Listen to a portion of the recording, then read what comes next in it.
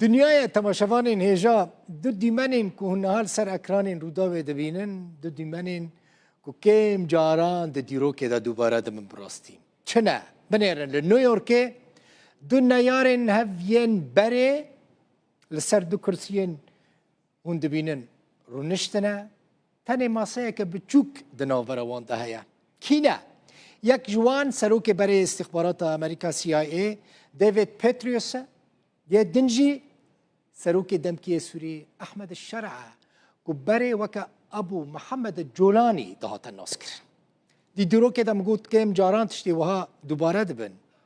سلام عليكم سيادة الرئيس كي قلت باتريوس بعربي بيشوازية احمد الشرع كر تشتكي غريبة شما شرع شخو برسباوي دا دبيجا ما بري لميدان الشر هفديت نها ام لميدان ديالوجي هفدبينن شما جورا بحثا في مسألتك بنيرن دبا شر عراقي دا باتريوس فرماندار هيزا امريكي بو سروك CIA سروك استخباراتي بو دا حرد وظيفين خدا اركبي تشبو احمد الشرع يان بقرا بصاغي بقرا يان جي بكوجا بدا كشتن ليه باتريوس احمد الشرع نقر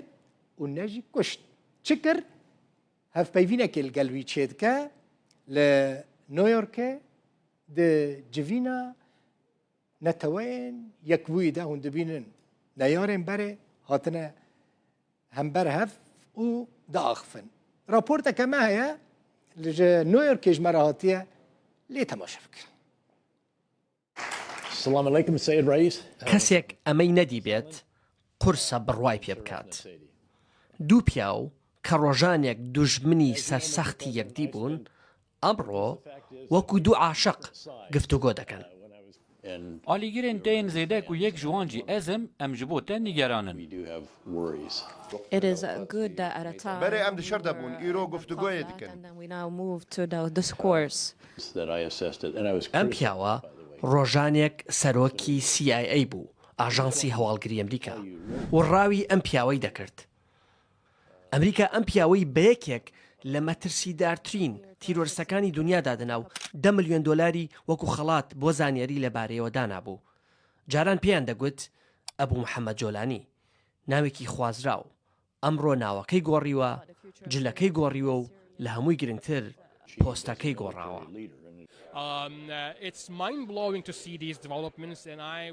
دیتنا van پێشهاتان مەژیە مرۆڤ ڕادوەستینن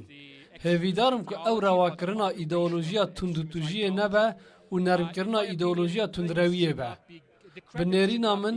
ناوا کو لەز دەستخۆشکردنا لە هێنا کەساندا بێکردن و سەردەمێکە توندرەو بوو شوێنی دیدارەکە چیرۆکەکە سەرسوڕمانتر دەکات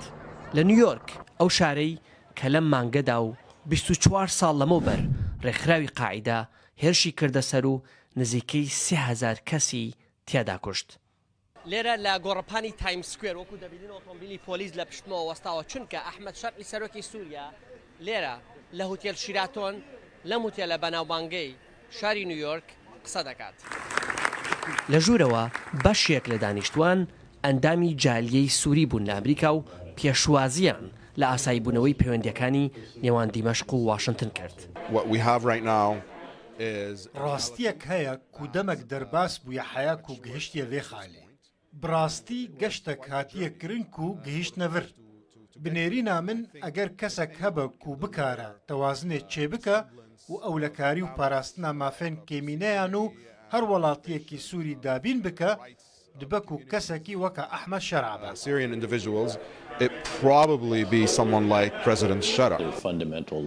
یەکێک لەو پرسانەی گفتوگۆی لەسەر کرا داهاتووی کوردانی ڕۆژاوا بوو ئەو گەلەی کە ئەمریکا بۆ شەڕی دژی تیرۆر پشتی پێبەست و ئێستا کە ئەمریکا لە دیمەشق نزیک دەبێتەوە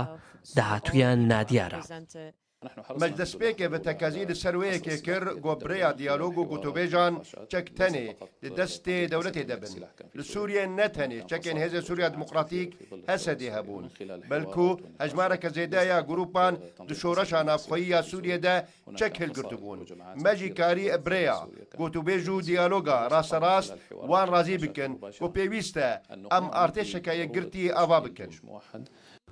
هەندێک قسەکانی شەرعیان لەبارەی کوردەوە پێ باش نەبوو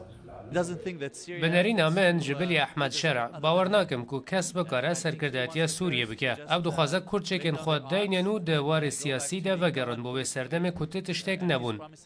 سۆزە هەموڵاتی بوونێ دەدەک و ئەv سۆزێکە باشە لێ تێرێ ناکە